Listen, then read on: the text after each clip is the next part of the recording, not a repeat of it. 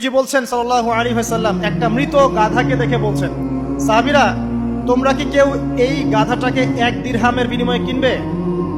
কান কাটা মৃত বলে আছে, এই গাধাটাকে কিনবা 1 দিরহাম দিয়ে? সাহাবীরা বলছেন মাংনা দিলেও তো কিনবো না। ইয়া রাসূলুল্লাহ, যদি ফ্রিও কেউ দেয়, বিনামূল্যে দেয়, তাও তো নিব না। তখন নবী সাল্লাল্লাহু আলাইহি ওয়াসাল্লাম বলছেন, এটাই হচ্ছে আল্লাহর কাছে দুনিয়ার এক্সাম্পল। ওই মৃত গাধা তোমাদের কাছে যতটা না ইম্পর্টেন্ট, যতটুকু মূল্য রাখে, আল্লাহর কাছে এই দুনিয়া তার চেয়েও কম মূল্য রাখে। তো এই দুনিয়াতে তো সব ফয়সালা হবে না। আমরা তো হতাশ হয়ে যাই না যে দুনিয়াতে এমন কেন, এটা কেন, ওইটা কেন। দুনিয়া এটারই জায়গা। দুনিয়া সবকিছুর কনক্লুশনের জায়গা না, সবকিছুর পরিসমাপ্তির জায়গা হচ্ছে কিয়ামতের মাঠ। ওই দিন যে সফল সে সফল, যে ব্যর্থ সে ব্যর্থ। দুনিয়ার বাড়ি গাড়ি, স্ট্যাটাস, চাকরি বাকরি, ইজ্জত সম্মান, এটা সাফল্য ব্যর্থতার মানদণ্ড নয়, চূড়ান্ত মানদণ্ড নয়। চূড়ান্ত মানদণ্ড কি? ফামান যুহজিহা আনিন নার ওয়া উদখিলাল জান্নাহ ফাকাদ ফাজ। যাকে জাহান্নাম থেকে বাঁচানো হবে, জান্নাতে প্রবেশ করানো হবে, পুলসিরাত পার হতে পারবে, এই একমাত্র ব্যক্তি সফল। সাফল্যের সংজ্ঞাটা জেনে রাখবেন, তাহলে আপনি দুনিয়াতে হতাশ হবেন না ইনশাআল্লাহ। এবার কি হলো, যখন আদম আলাইহিস সালাম সমস্ত নাম শিক্ষা দেওয়া সমস্ত নাম বলে দিলেন, এখানে নাম মানে কিন্তু খালি নাম নয়, জ্ঞান বলে দিলেন, তখন আল্লাহ রাব্বুল আলামিন ফেরেশতাদেরকে বললেন, তোমরা সবাই এখন আদমকে সিজদা করো। ওয়া ইয কুলনা লিল মালাইকাতি ইসজুদু লি আদম। আল্লাহ পাক এবার বলছেন, আমি সমস্ত মালায়েকাকে বললাম তোমরা আদমকে সিজদা করো। ফাসাজাদু, সবাই সিজদা করলো, ইল্লা ইবলিস, ইবলিস সিজদা করলো না। কেন করলে না? ইবলিসকে বলা হচ্ছে, ইয়া ইবলিস মা মানাকা আল্লা তাসজুদা ইয আমারতুক। তোমাকে কে নিষেধ করলো সিজদা করতে ওই আদমকে যাকে আমি আদেশ করেছি? কে নিষেধ করলো? তখন ইবলিস বলছে, খলাকতানি মিন নার ওয়া খলাকতাহু মিন তিন। আমাকে সৃষ্টি করেছেন আগুন দিয়ে আর আদমকে সৃষ্টি করেছেন মাটি দিয়ে, আমি কিভাবে তাকে সিজদা করতে পারি? ইবলিস বলতে চাইলো যে আপনি যে বলছেন আদমকে সিজদা করো, আদম তো মাটির তৈরি, আমি তো আগুনের তৈরি, তাহলে আপনি ভুল বলছেন। নাউজুবিল্লাহ। আগুন কেন মাটির সামনে নত হবে? মাটি আগুনের সামনে নত হওয়া উচিত। তার কেয়াস হচ্ছে এমন। কেয়াস মানে কি? তার এটা কি? হ্যাঁ, তার এটা যুক্তি, তার এটা যুক্তি এবং দর্শন যে আমি কেন তাকে সিজদা করব? আমি তো আগুনের তৈরি আর আদম হচ্ছে মাটির তৈরি। তো খলাকতাহু মিন নার ওয়া খলাকতানি মিন তিন, খলাকতানি মিন নার ওয়া খলাকতাহু মিন তিন। আমাকে সৃষ্টি করেছেন আগুন দিয়ে, আদমকে সৃষ্টি করেছেন মাটি দিয়ে। আবা ওয়াস্তাকবারা, আল্লাহ পাক বলছেন সে উদ্ধত হলো এবং অহংকার প্রদর্শন করলো। আর আল্লাহ পাক অনেক কিছু মাফ করে দেন, কিছু কিছু বিষয় আল্লাহ পাক মোটেই পছন্দ করেন।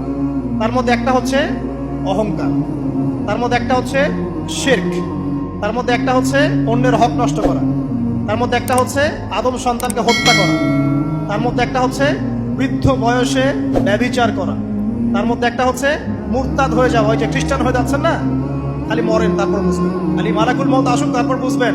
আল্লাহ রাব্বুল আলামিন বলছেন তার রাসূলের মাধ্যমে, কেউ যদি সাক্ষ্য দেয় আল্লাহ ছাড়া কোনো মাবুদ নাই, মুহাম্মদ সাল্লাল্লাহু আলাইহি ওয়াসাল্লাম শেষ নবী, ঈসা ইবনে মারইয়াম আল্লাহর প্রেরিত নবী, আল্লাহর পুত্র নন, জান্নাত সত্য এবং জাহান্নাম সত্য, এই 5টা বিষয় যদি কেউ সাক্ষ্য দেয়, ইনশাআল্লাহ সে জান্নাতে যাবে, তার আমল যেমনই হোক না। টাকার বিনিময়ে, চাকরির বিনিময়ে, সমাজসেবার নামে আর চিকিৎসার নামে ঈমান বিক্রি করে ফেললেন, সুবহানাল্লাহ সুবহানাল্লাহ। তোমাদের এই পৃথিবীতে বেঁচে থাকার চাইতে মাটির তলে চলে যাওয়া ভালো। আবর্জনার কোনো প্রয়োজন নাই আল্লাহর এই জমিনে। এই মুসলিম উম্মার আবর্জনার কোনো প্রয়োজন নাই। এই মুসলিম উম্মার ইমানদার সাহসী তরুণ প্রজন্মের দরকার। আল্লাহ পাক কবুল করুন, আমিন। এরপরে কি হলো? ইবলিস সিজদা করলো না, আবা ওয়াস্তাকবার, সে উদ্ধত হলো এবং অহংকার প্রদর্শন করলো। এবার আল্লাহ পাক জিজ্ঞাসা করলেন, কেন করলে না? কেন করলে না? সে বলল যে আগুন দিয়ে সৃষ্টি করেছেন আমাকে, তাকে সৃষ্টি করেছেন আপনি মাটি দিয়ে, সো আপনি ভুল, আমি সঠিক, আমি কেন তাকে সিজদা করব? আল্লাহ পাক তখন আর তার প্রতি রহম করলেন না। আল্লাহ পাক তখন তাকে বলছেন, ফাখরুজ মিনহা, এখান থেকে বেরো। আল্লাহ পাক যেমন গফুর রহিম, আরহামুর রহিমিন, ঠিক তেমনি আল্লাহ পাক শাদীদুল ইকাব, কঠিন শাস্তি দাতাও বটে। আল্লাহ পাক শুধু কি দয়াই করবেন, শাস্তি দিবেন না? দিবেন। ফাখরুজ, অপদস্থ হয়ে, লাঞ্ছিত হয়ে এখান থেকে বের হয়ে যাও। এখানে অহংকার করার অধিকার তোমাকে দেওয়া হয় না, এখান থেকে বের হয়ে যাও। এবার ইবলিস বের হয়ে যাচ্ছে। বের হয়ে যাওয়ার সময় ইবলিস বলছে রব্বি। কি বলছে? রব্বি। দেখেন, ইবলিস আল্লাহকে বলছে রব্বি। মানে ইবলিস আস্তিক। ইবলিস কি আস্তিক? ইবলিস আল্লাহ বিশ্বাস করে। ইবলিস বলছে রব্বি, হে আমার রব, আনজিরনি ইলা ইয়াউমি ইউবআসুন, আমাকে কিয়ামত দিবস পর্যন্ত অবকাশ দেন। আমাকে তো বের করে দিচ্ছেন, ঠিক আছে, আমাকে কিয়ামত দিবস পর্যন্ত অবকাশ দেন। শব্দ চয়ন হচ্ছে রব্বি, হে আমার রব। মানে ইবলিস কিন্তু নাস্তিক না। তাহলে এখন যারা এই যে এথিজমে বিশ্বাস করছেন, আসলে এরা কেউ নাস্তিক না, এরা ইসলাম বিদ্বেষী। কখনো দেখবেন না তাদেরকে অন্য ধর্মের কোনো বিষয় নিয়ে কটু মন্তব্য করছে, প্রশ্ন উত্থাপন করছে, এমনটা খুব কমই দেখবেন। এদের যত মাথা ব্যথা ইসলাম নিয়ে। এখানে দেখেন ইবলিসের কথা বলছি, ইবলিস কিন্তু আস্তিক। ইবলিস কি বলছে? রব্বি আনজিরনি ইলা ইয়াউমি ইউবআসুন, হে আমার রব। ইবলিস জানে যে আল্লাহ তার রব। ওই যে সূরা হাশরের শেষের দিকে পড়ে দেখবেন ইবলিস বলে উকফুর, তোমরা কুফরি করো। তারপরে মানুষ যখন কুফরি করে সে বলে আমি ইন্নী আখাফুল্লাহ রাব্বাল আলামিন, আমি আল্লাহকে ভয় করি যে জগৎ সমূহের প্রতিপালক। শয়তানকে মানুষকে জিজ্ঞাসা করবে জাহান্নামীরা, তুমি আমাদেরকে পথভ্রষ্ট করেছো। শয়তান বলবে আমি কিচ্ছু করি নাই, আমি তোমাদেরকে কোনো কাজে ফোর্স করি নাই, আমি শুধু তোমাদেরকে ওয়াসওয়াসা দিয়েছি, তোমরা নিজেরাই কাজ করছো। ফালা তালুমুনি ওয়ালুমু আনফুসাকুম, সূরা ইব্রাহিম পড়ে দেখেন। শয়তান বলবে তোমরা আমাকে লানত করো না, নিজেদেরকেই লানত করো, আমি তো তোমাদেরকে বাধ্য করে কাজ করাই নাই, তোমরা নিজেরাই করেছো এই কাজ। আসুন সামনে যাই। এবার আল্লাহ পাক যখন ইবলিসকে বের করে দিলেন, সে বলছে আমাকে কিয়ামত পর্যন্ত অবকাশ দিন। কিয়ামত পর্যন্ত অবকাশ নিয়ে ইবলিস কি করবে? উত্তর, ইবলিস বলছে ফাবিমা আগওয়াইতানি, হে আল্লাহ, যে কারণে বা যে আদমের কারণে আপনি আমাকে এখান থেকে বের করে দিলেন, লাআকউদান্না লাহুম সিরাতাকাল মুস্তাকিম, আমি সে আদম সন্তানের সরল পথে ওত পেতে বসে থাকবো। শয়তানের কথা কি মনে থাকবে যুবক ভাইরা? শয়তানের চ্যালেঞ্জ কি? আমি আদম সন্তানের সরল পথে ওত পেতে বসে থাকবো, মানে আমার আপনার সবার পথে সে ওত পেতে বসে আছে। এটা যদি মাথায় থাকে তাহলে জীবনে চলা সহজ হয় না? আর কি করবো? সুম্মা লাআতিয়ান্না মিন বাইনি আইদিহিম, শুধু বসেই থাকবো না, আমি আসবো তাদের সামন থেকে, ওয়া মিন খালফিহিম, তাদের পিছন থেকে, ওয়া আন আইমানিহিম, তাদের ডান দিক থেকে, ওয়া আন শামাইলিহিম, তাদের বাম দিক থেকে, ওয়ালা তাজিদু আকসারাহুম শাকিরিন, হে আল্লাহ, আপনি বেশিরভাগ আদম সন্তানকে শুকরগুজার পাবেন না। কার কথা?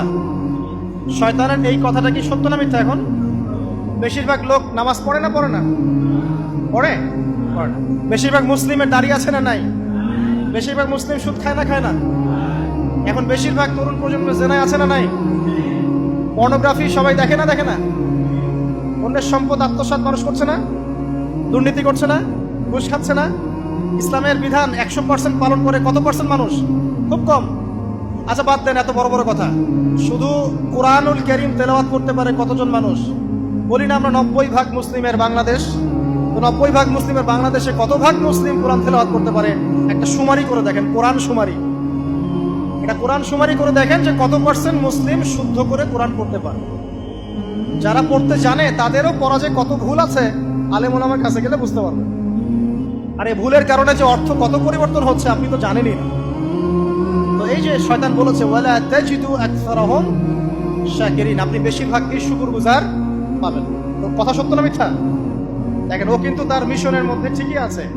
কথা যে সত্য তার প্রমাণ সহিহ বুখারীর একটা হাদিস, যেটা 4 বার এসেছে বুখারীর মধ্যে, যে আদম আলাইহিস সালামকে ডাকা হবে কিয়ামতের মাঠে, ডেকে বলা হবে তোমার সন্তানদের মধ্য থেকে জাহান্নামীদেরকে আলাদা করে দাও। আদম আলাইহিস সালাম বলবেন কতজনকে আলাদা করে দিব? আল্লাহ পাক বলবেন প্রতি 1099 জনকে জাহান্নামের জন্য আলাদা করে দাও। শয়তানের কথা ঠিক না বেঠিক? এবার আল্লাহ রাব্বুল আলামিন তাকে বের করে দিলেন। ইবলিস এবার বের হয়ে গেল, চ্যালেঞ্জও করলো। এবার আল্লাহ পাক আদম আলাইহিস সালামকে ডেকে বলছে ইয়া আদম, এবার আদম আলাইহিস সালামের এই যে পাজর মানে বুকের পাজর, এখান থেকে তার সঙ্গিনীকে সৃষ্টি করা হলো। কারণ আদম আলাইহিস সালাম একাকী ছিলেন, একা একাকী থাকা যায়? একা একা থাকতে কষ্ট হয় না? একজন জীবন সঙ্গী লাগে না? তো আদম আলাইহিস সালামের এই বাম পাজরের হাড় থেকে হাওয়া আলাইহিস সালামকে সৃষ্টি করা হলো। সৃষ্টি করার পর আরো একটা ঘটনা আছে যে আল্লাহ রাব্বুল আলামিন আদম আলাইহিস সালামের পিঠের যে অংশটুকু আছে, এই অংশটুকু থেকে আগামীতে যত আদম সন্তান আসবে সবাইকে ছোট ছোট পিঁপড়ার আকৃতিতে সামনে নিয়ে দেখালেন। সুবহানাল্লাহ। যত আদম সন্তান আসবে আল্লাহ পাক সবাইকে আদমের সামনে দেখালেন। এবং বললেন এই যে শুভ্র অংশ যারা, মানে সাদা অংশ যারা, তারা তোমার সন্তানদের মধ্য থেকে সবাই জান্নাতি। আর তোমার এই যে বাম পাশে যেগুলো কালো কালো ছোট ছোট আকৃতি দেখছো, এগুলো সব তোমার সন্তানদের মধ্য থেকে জাহান্নামী। আমরা দোয়া করি আমরা তাদের অন্তর্ভুক্ত না হই। এবার আল্লাহ পাক সবাইকে বললেন, সূরা আরাফের মধ্যে আসছে 182 নম্বর আয়াতে মনে হয়, আল্লাহ পাক বলেন আলাস্তু বিরব্বিকুম, হে আদমের সন্তানরা, আমি কি তোমার রব নই? আমি কি তোমাদের রব নই? আলাস্তু বিরব্বিকুম, আমি কি তোমাদের রব নই? আলাস্তু বিরব্বিকুম, আমি কি তোমাদের রব নই? আমরা সবাই তখন বলেছিলাম বালা ইয়া রব্বি, অবশ্যই আপনি আমাদের রব। আমরা এখন ভুলে গেছি না? আমরা সবাই এই সাক্ষী দিয়ে আসছি রুহের জগতে। আর রুহের জগৎ বলে একটা জগৎ আছে, অনেক জগৎ আছে। রুহের জগৎ একটা, দুনিয়ার জগৎ একটা, জিন জাতির জগৎ আলাদা, বারজাখ পরকালে যে কবরে রাখার পরে বারজাখের জগৎ একটা, আর দারুল করার যেটা হবে একদম জান্নাত জাহান্নাম, ওটা আরেকটা জগৎ। এই যে মহাবিশ্ব যে সম্প্রসারিত হচ্ছে, এক এক গ্যালাক্সিতে এক একটা জগৎ না, এরকম বহু জগৎ আছে। রুহের জগতে আমরা এই ওয়াদা আল্লাহর কাছে করে এসেছি। এটাকে আহদে আলাস্তু বলে। কি বলে? আহদে আলাস্তু, মানে আলাস্তু বিরব্বিকুম, আমি কি তোমাদের রব নই? আমরা বলেছিলাম হ্যাঁ আপনি আমাদের রব। একটা মজার কথা আছে এখানে, যখন আদম আলাইহিস সালাম দেখছিলেন তার সন্তানদেরকে সাদা সাদা আকৃতি ছোট ছোট, এর মধ্যে একটা সন্তানকে দেখে, একজন সন্তানকে দেখে তার প্রচন্ড ভালো লেগেছিল এবং তিনি অত্যন্ত সুদর্শন ছিলেন। তাকে দেখে তার প্রচন্ড রকম ভালো লেগেছিল। আল্লাহ পাককে তিনি জিজ্ঞাসা করলেন, হে আল্লাহ, আমার সন্তানদের মধ্যে কে, এই সুন্দর সন্তান কে? আল্লাহ পাক বললেন, সে হচ্ছে তোমার সন্তান দাউদ। কি নাম? দাউদ আলাইহিস সালাম। আর আপনাকে বলে রাখি, আদম আলাইহিস সালামের ব্যাপারে যেমন আল্লাহ পাক বলেছেন আদম আমার খলিফা, ঠিক দাউদ আলাইহিস সালাম সম্পর্কেও আল্লাহ পাক বলেছেন দাউদ আমার খলিফা। বুঝতে পারলেন? কোথায় আছে? সূরা সাদ পড়ে দেখেন। ঠিক আদম আলাইহিস সালাম সম্পর্কে আল্লাহ পাক বলেছেন না যে আমি পৃথিবীতে খলিফা পাঠাচ্ছি, ঠিক দাউদ আলাইহিস সালাম সম্পর্কেও আল্লাহ পাক বলেছেন দাউদ আমার খলিফা। ইয়া দাউদ ইন্না জাআলনাকা খলিফাতান ফিল আরদ ফাহকুম বাইনান নাসি বিল হক ওয়া লা তাত্তাবিল হাওয়া। আয়াতটা পড়ে দেখবেন, ওইদিকে আমি পরে আসছি। তো ওই সন্তানকে দেখে তার এত ভালো লাগলো, আল্লাহর কাছে তিনি জিজ্ঞাসা করছেন, হে আল্লাহ, আমার এই সন্তানের হায়াত কত? আল্লাহ পাক বলছেন, তোমার এই সন্তানের হায়াত হচ্ছে 60 বছর। কত বছর? 60 বছর। আর আমাদের উম্মতে মুহাম্মাদের কিন্তু গড় আয়ু এরকম 60-65, এর বেশি না গড় আয়ু। তখন আদম আলাইহিস সালাম বলেন, আল্লাহ, আমার হায়াত থেকে তাকে 40 বছর দিয়ে দাও। আমার হায়াত থেকে তাকে 40 বছর দিয়ে দাও। আল্লাহ পাক তাকে 40 বছর দিয়ে দিলেন। তাই আদম আলাইহিস সালামের 1000 বছর হায়াত হয়ে গেল 960 বছর, আর দাউদ আলাইহিস সালামের 40 বছর হায়াত হয়ে গেল 100 বছর। এখন আসেন এই জায়গায় যে আদম আলাইহিস সালাম এবং দাউদ আলাইহিস সালাম দুইজনকে আল্লাহ পাক কি বলেছেন? খলিফা। খলিফা কে? খলিফা কাকে বলে? এটা একটু শুনে নি ছোট্ট করে। সূরা সাদ পড়বেন 24 কি 26 নম্বর আয়াত। আল্লাহ পাক বলছেন, ইয়া দাউদ, হে দাউদ, খলিফার কাজ কি এটা শোনেন। হে দাউদ, ইন্না জাআলনাকা খলিফাতান ফিল আরদ, নিশ্চয়ই আমি আল্লাহ তোমাকে পৃথিবীতে খলিফা করেছি। কি করেছি? খলিফা করেছি। তোমার কাজ কি? ফাহকুম বাইনান নাসি বিল হক, মানুষের মাঝে আল্লাহর বিধান দ্বারা হকের মানদণ্ডে বিচার ফয়সালা করবে। আর আল্লাহর খলিফার দায়িত্ব কি? আল্লাহর বিধান দ্বারা বিচার ফয়সালা করা। ওয়ালা তাত্তাবিউল হাওয়া, তুমি নিজের প্রবৃত্তির অনুসরণ করবে না। ফায়ুদিল্লাকা আন সাবিলিল্লাহ, তাহলে তোমাকে এটা সরল পথ থেকে বিচ্যুত করে দেবে। ইন্নাল্লাযীনা ইউদিল্লুনা আন সাবিলিল্লাহ, নিশ্চয় যারা আল্লাহর পথ থেকে বিচ্যুত হয়ে যায়, লাহুম আযাবুন শাদীদ, তাদের জন্য কঠিন শাস্তি আছে। বিমা নাসু ইয়াউমাল হিসাব, এই কারণে যে তারা হিসাবের দিনটা ভুলে গেছে। এই আয়াত থেকে খলিফার ফাংশন বুঝতে পারলেন? খলিফার ফাংশন কি? আপনি যা ইচ্ছা তাই ফয়সালা করবেন, নিজের মন গড়া যা ইচ্ছা রচনা করবেন। ফাহকুম বাইনান নাসি বিল হক, মানুষের মধ্যে হকের মানদণ্ডে বিচার ফয়সালা করুন। হকটা কি জিনিস? আমার দর্শন হক, আমার ফিলোসফি হক, আমার যুক্তি, আমার বিজ্ঞান, এগুলোই হকের মানদণ্ড। হকের মানদণ্ড কি? কোথায় উত্তর আছে? কোরআনেই উত্তর আছে। কোন সূরা? সূরা কাহফ। কত নম্বর আয়াত? আয়াত নাম্বার 29। আল্লাহ পাক বলছেন, ওয়াকুলিল হাক্কু মির রাব্বিকুম, হক সেটাই যা তোমার রবের পক্ষ থেকে নাযিল। কথা কি ক্লিয়ার? হক কি জিনিস? যা তোমার রবের পক্ষ থেকে নাজিল হয়। ফামান শাআ ফালইউমিন, যার ইচ্ছা হয় সে স্বীকার করুক। ওয়ামান শাআ ফালইয়াকফুর, যার ইচ্ছা হয় সে অস্বীকার করুক। ইন্না আ'তাদনা লিযালিমিনা নারান, অস্বীকারকারী জালেমদের জন্য আমি আগুন প্রস্তুত করে রেখেছি। তো এখানে আপনি হকের সংজ্ঞা পেলেন এবং হকের মানদণ্ডে বিচার ফয়সালা করলে পরে খলিফা হয়। যদি আল্লাহ পাকের হকের মানদণ্ডে কেউ ফয়সালা না করে সে আল্লাহর খলিফা নয়, সে শয়তানের খলিফা। কথা কি ক্লিয়ার? আচ্ছা, এখন যদি আপনি বাধ্য হন কোনো ক্ষেত্রে সেটা আলাদা বিষয়, বাধ্য হয়েছেন সেটা আলাদা বিষয়, কিন্তু আকীদা স্পষ্ট থাকতে হবে যে আল্লাহ রাব্বুল আলামিনের বিধান চূড়ান্ত, এর উপর কোনো বিধান নাই। এখন আপনি আদম এবং দাউদ আলাইহিস সালামের মধ্যে একটা সম্পর্ক বুঝতে পারলেন। এবার আল্লাহ পাক আদম আলাইহিস সালামকে ডাকলেন, ডেকে বলছেন, আদম এবং হাওয়া, তোমরা দুজন উসকুন আনতা ওয়া যাওজুকাল জান্নাহ, এবার তুমি আর তোমার স্ত্রী হাওয়া তোমরা জান্নাতে থাকো। ফাকুলা মিনহা রাগাদান হাইথু শি'তুমা, জান্নাতের যেখান থেকে ইচ্ছা তোমরা ফল খাও বা যা ইচ্ছা তাই করো, সবকিছু উন্মুক্ত তোমাদের জন্য জান্নাতে। একটা বিষয়, ওয়ালা তাকরাবা হাদিহিশ শাজারা, এই যে গাছটা দেখছো এই গাছের কাছেও যাবে না। এখানে শব্দ এমন না যে গাছের ফল খাবে না, শব্দ হচ্ছে এমন গাছের কাছেও যাবে না। যেমন ওয়ালা তাকরাবু জিনা, জিনা করবে না আল্লাহ পাক বলেননি, বলেছেন জিনার কাছেও যাবে না। ওয়ালা তাকরাবু মাল আল ইয়াতীম, ইয়াতীমের মাল খাবে না আল্লাহ পাক বলেন নাই, আল্লাহ বলছেন ইয়াতীমের মালের কাছেও যেও না। আমি কি বুঝাতে পারছি? এই গাছের কাছেও যেও না। এবার জান্নাতে তারা থাকতে লাগলেন। এবার ইবলিস তো আর হাল ছেড়ে দেয় নাই, সে কি বলেছিল, ডান বাম সামন পিছন সব দিক থেকে আসো। সে এসে ওয়াসওয়াসা দেয়। কি ওয়াসওয়াসা দেয়? হে আদম হাল আদুল্লুকা, আমি কি তোমাকে বলে দিব, আলা শাজারাতিল খুলদ ওয়া মুলকিন লা ইয়াবলা, হে আদম আমি কি তোমাকে বলে দিব এমন একটা গাছের কথা যেই গাছের ফল খেলে পরে তুমি চিরস্থায়ী জীবন লাভ করবে, কোনোদিন মারা যাবে না। এই চিরস্থায়িত্বের টোপ দিচ্ছে কে? এই চিরস্থায়ী ক্ষমতার টোপে মানুষ পথ হারাচ্ছে না পৃথিবীতে। ওয়া মুলকিন লা ইয়াবলা, এমন রাজত্ব পাবে যেই রাজত্ব কখনো ক্ষয় হবে না।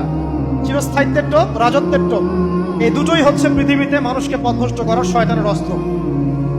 কথা মনে বুঝতে পারেন না? আমার মাথার উপর দিয়ে যাচ্ছে, বুঝতে পারবেন ইনশাআল্লাহ। তো টোপ দিচ্ছে দুইটা, হাল আদুল্লুকা আলা শাজারাতিল খুলদ ওয়া মুলকিন লা ইয়াবলা। করতে করতে করতে করতে একদিন সত্যি সত্যি আমাদের পিতামাতা সেই গাছের কাছে চলে গেলেন। যখনই চলে গেলেন, ফালাম্মা যায়াকা শাজারা, যখন তারা গাছের কাছে চলে গেলেন, বাদাত লাহুমা সাওআতিহিমা, তাদের পরনে যে জান্নাতি কাপড় ছিল ধাপাস করে খুলে পড়ে গেল। ইন্না লিল্লাহি ওয়া ইন্না ইলাইহি রাজিউন। আমাদের পিতামাতাকে পুরো মহাবিশ্বে ফেরেশতাদের সামনে জান্নাতে নগ্ন করে দিল ইবলিস।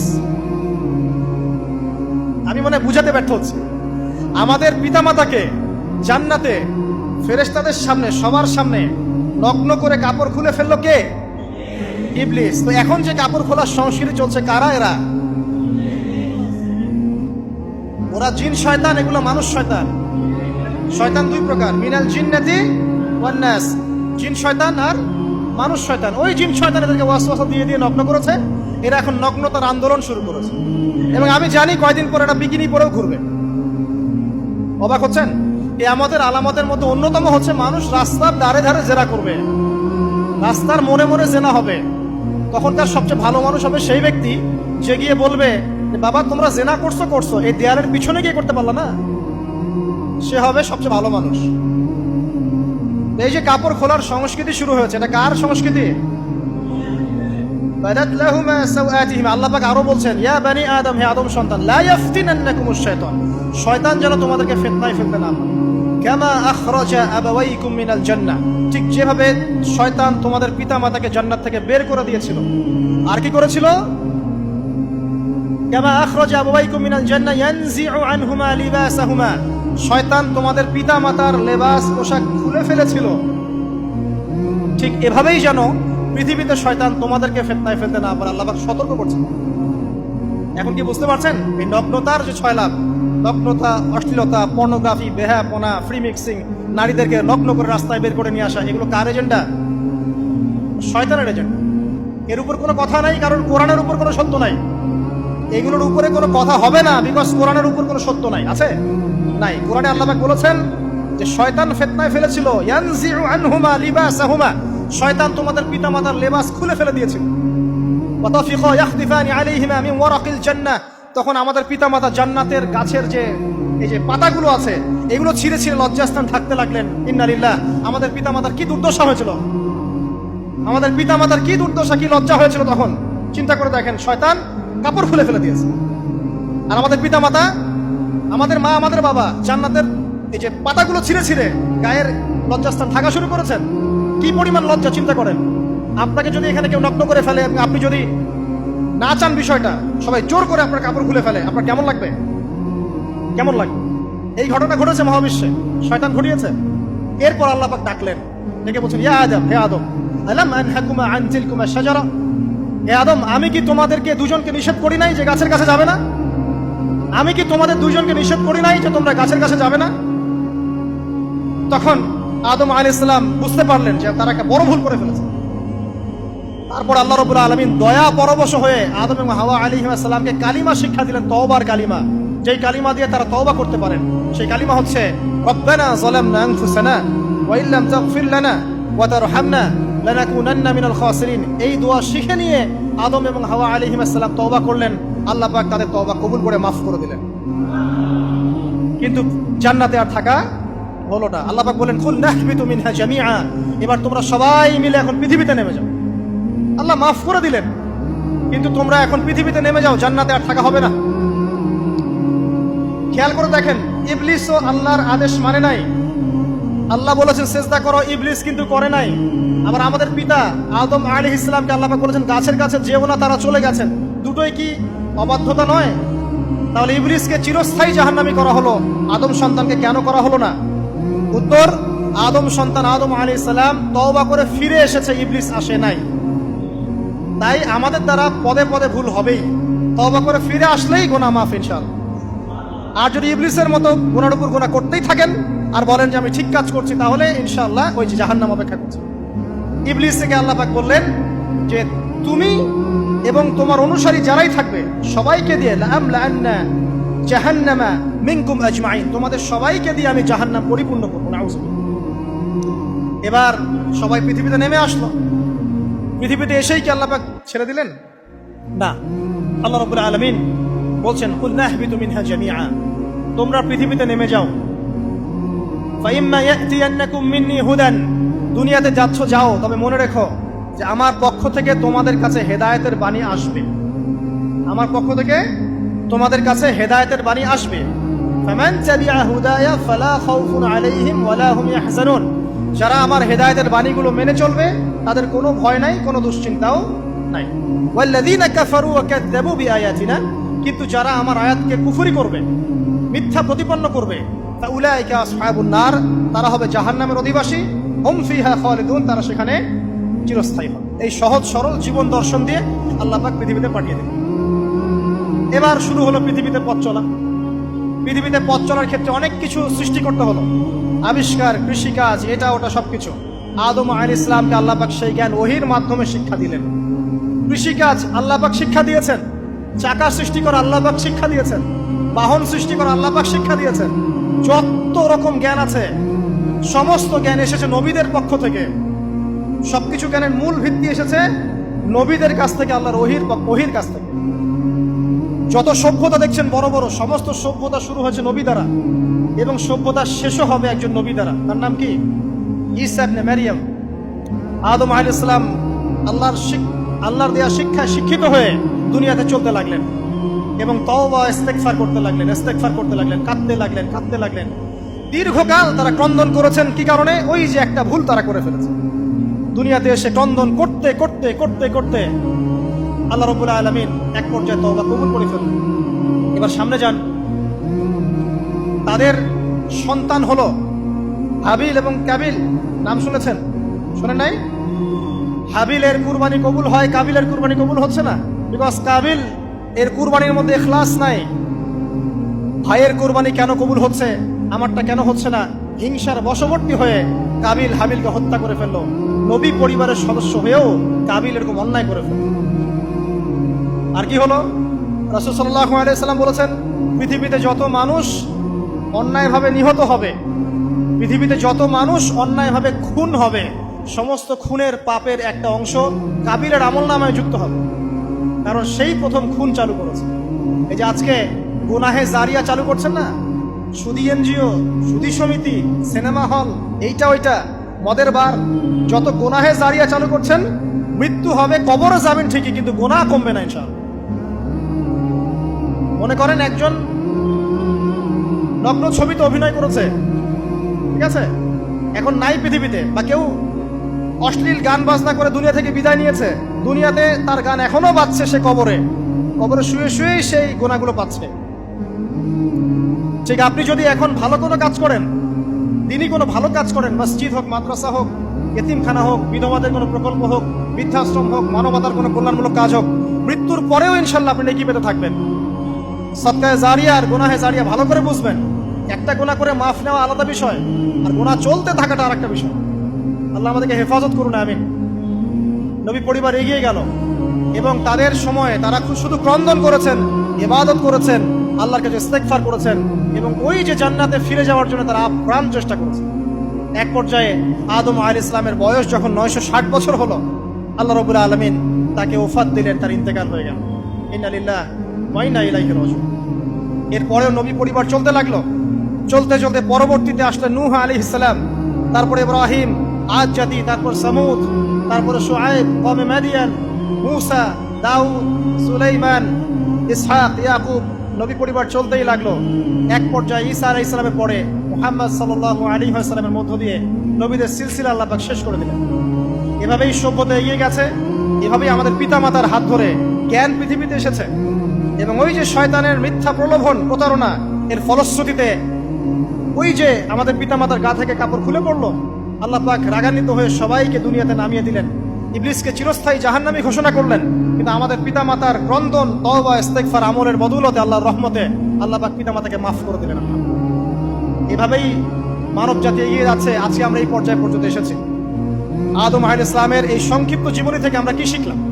আমরা শিখলাম যে আল্লাহ রাব্বুল আলামিন অনেক ভালোবেসে, অনেক মহব্বত করে, মমতা দিয়ে, মায়া দিয়ে নিজের হাতে আমাদের পিতাকে সৃষ্টি করেছেন।